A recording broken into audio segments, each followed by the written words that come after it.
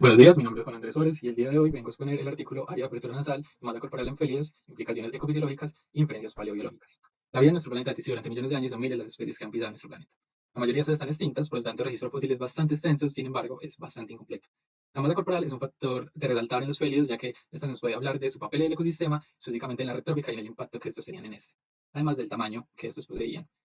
Las inferencias del tamaño y las estimaciones de masa normalmente se han realizado por las dimensiones del esqueleto craneodental y por las dimensiones del esqueleto postcraneal. La más usada ha sido el esqueleto craneodental,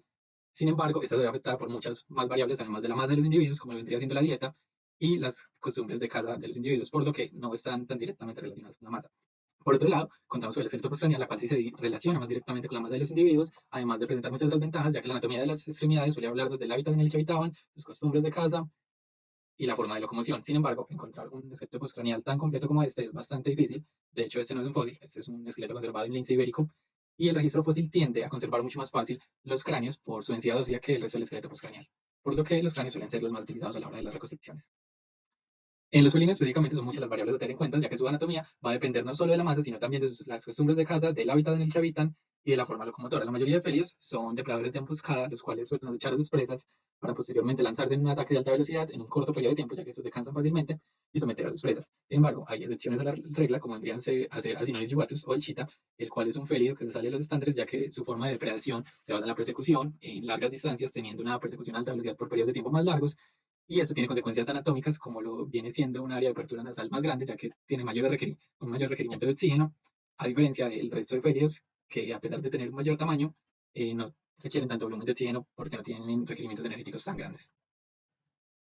Este artículo busca proponer un nuevo modelo de la reconstrucción de masa para los felidos distintos basándonos en los datos de felidos existentes hoy en día. Para esto tomamos en cuenta tres variables, las cuales son el área de apertura nasal, la cual se tomó de cráneos fósiles y de cráneos de los individuos existentes actualmente. Esta fue tomada gracias a la digitalización del contorno interno de la apertura de la cámara nasal. ¿Cuál es esta? La cual fue obtenida gracias a este software. Adicionalmente, también se tomó la longitud del cráneo, la cual suele ser la medida más usada en la estimación de la masa. Esta se ve afectada por muchas otras variables, y también se relaciona directamente con el área de apertura nasal. La tercera medida fue la apertura del paladar, que fue medida entre los extremos mesiales de los terceros premolares superiores,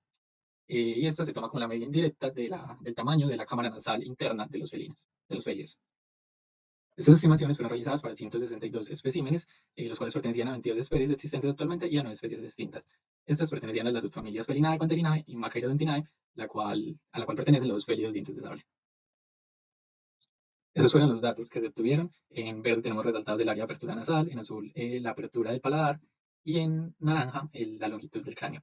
En rojo tenemos las masas, estas son las masas reportadas en la literatura para los diferentes individuos. Esta específicamente encontramos a la subfamilia Felinae. Acá hay un pequeño error en la taxonomía, específicamente con el género Felis, ya que estas especies no pertenecen actualmente al género Felis, pero al haber trabajado con piezas de museo, lo más probable es que se estuvieran registradas originalmente bajo este género, sin embargo, hoy en día no se encuentran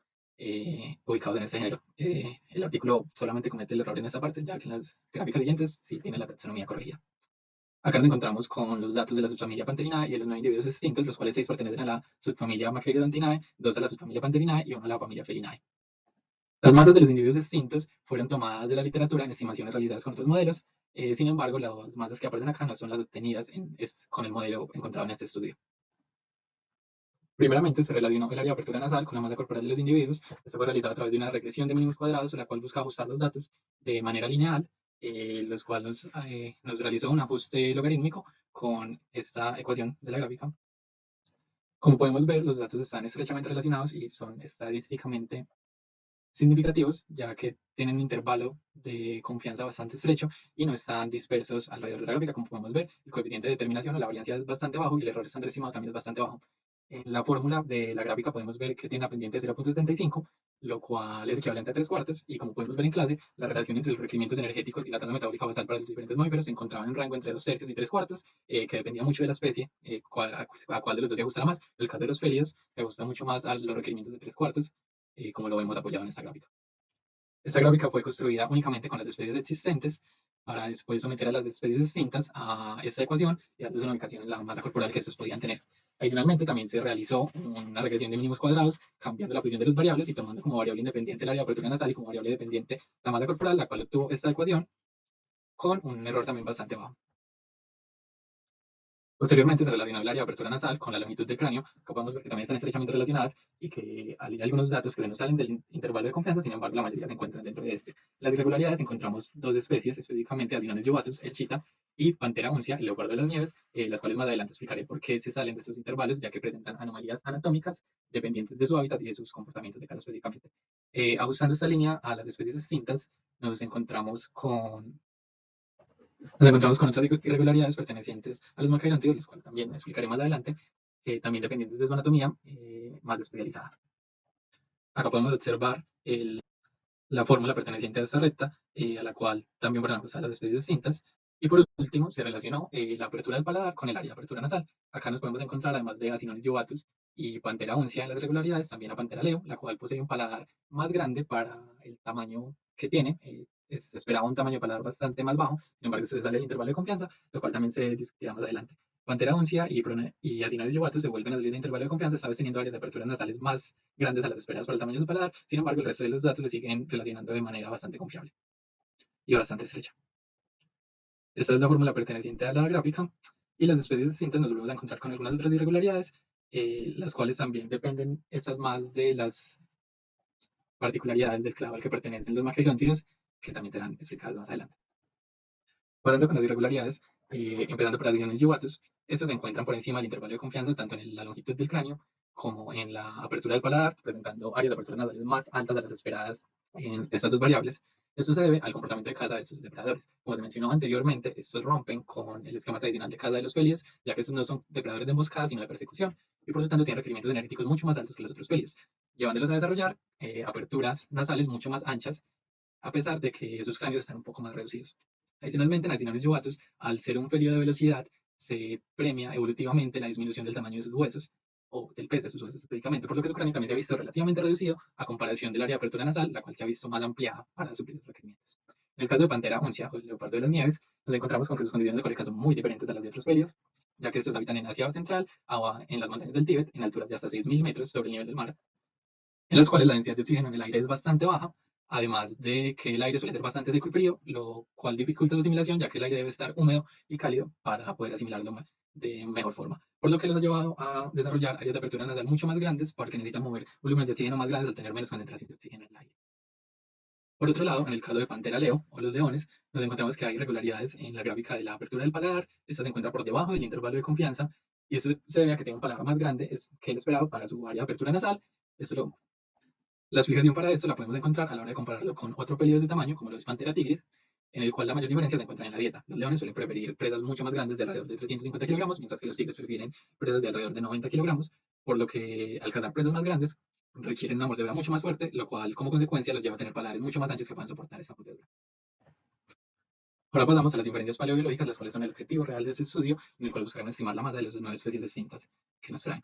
Empezaremos por las subfamilias ya conocidas, como lo es la subfamilia Panterinae, la cual posee dos individuos, Pantera leo spelaea y Pantera atrox. Pantera leo spelaea ya no es reconocida como una subespecie de Pantera leo, sino que ya se reconoce directamente como Pantera spelaea. Sin embargo, para la fecha de publicación de este artículo, este no era así. Este cuenta con una reconstrucción anterior, utilizando el modelo de la longitud del cráneo propuesto por Barn Barkerburg. Este nos dio una estimación de masa entre 325 y 330 kilogramos, lo cual es ligeramente menor a la estimación encontrada con el área de apertura nasal, la cual es de 405 kilogramos. Esto podría explicarse a que la subfamilia Panterinae y los grandes felidos en general tienden a tener tamaños de cráneo un poco más pequeños en relación con su cuerpo que los de la subfamilia Felinae, por lo que nos da una estimación mucho más baja que la masa que presuntamente realmente tenía.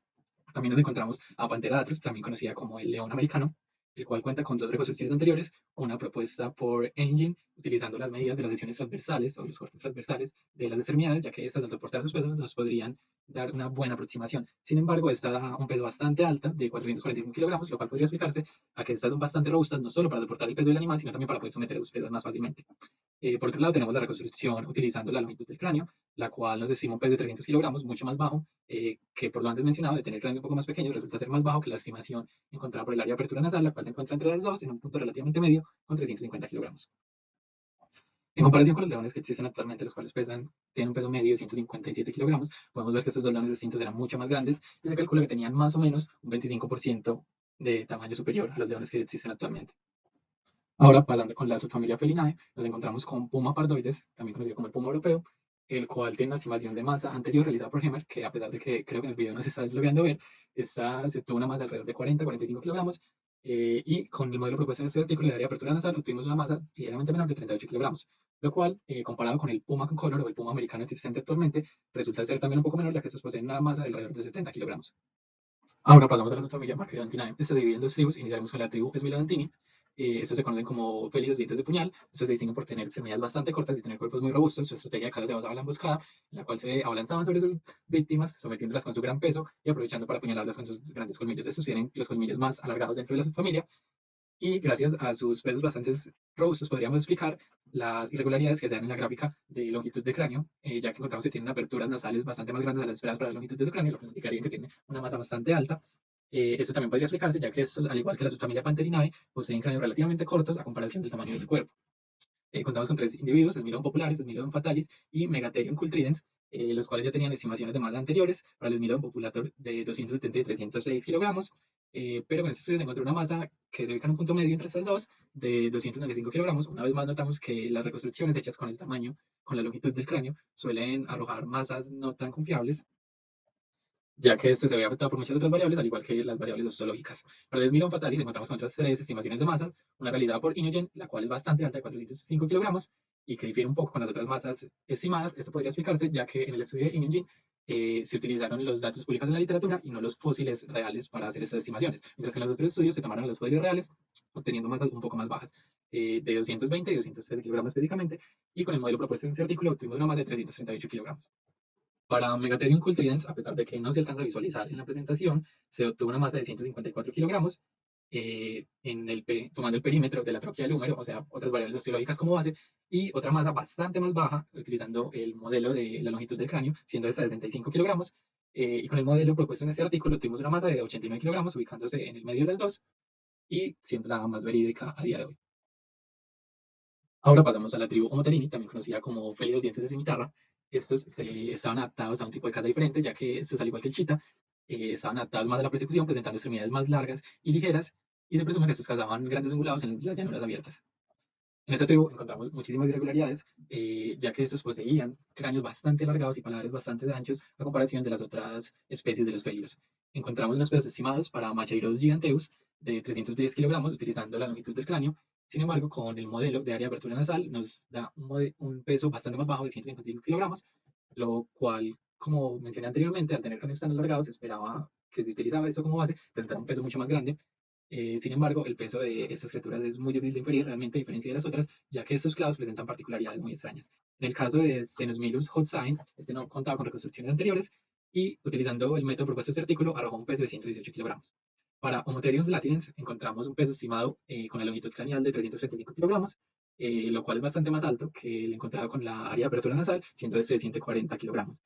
Como podemos ver, los pesos son muy distantes entre sí, y específicamente para Homotherium latidens se cuenta con un esqueleto postcraneal, el cual es bastante grande y no concuerda con los 140 kilogramos encontrados en las estimaciones de masa propuestas en este artículo, por lo que podríamos decir que este modelo del área de apertura nasal no se adapta correctamente a esta tribu en específica de la subfamilia Magerontinae, y que deben tener en cuenta muchas otras variables para poder estimar la masa de estos individuos. Como conclusiones rápidas, podríamos decir que el modelo del área de apertura nasal es bastante confiable en el caso de fluidos existentes y de la subfamilia Pantherinae y Felinae. En el caso de la subfamilia Magerontinae, este modelo no se ajusta totalmente a alguna de sus tribus, como lo acabamos de ver en la tribu Homoterini, en la cual se deben tener en cuenta muchas otras variables, como es el esqueleto postcraneal y las condiciones en las que vivían estos individuos. También podemos concluir que las estimaciones de masa realizadas con la longitud craneal suelen no adaptarse bien a los miembros de la subfamilia Pantherinae y Magerontinae, ya que estos no poseen cráneos, que se relacionen en igual proporción a los de la familia Felinae, arrojando pesos más bajos de los que deberían en comparación a las otras familias. Sin embargo, se concluye que el modelo del área de apertura nasal es estadísticamente significativo y presenta muy buenos resultados en la mayoría de especies.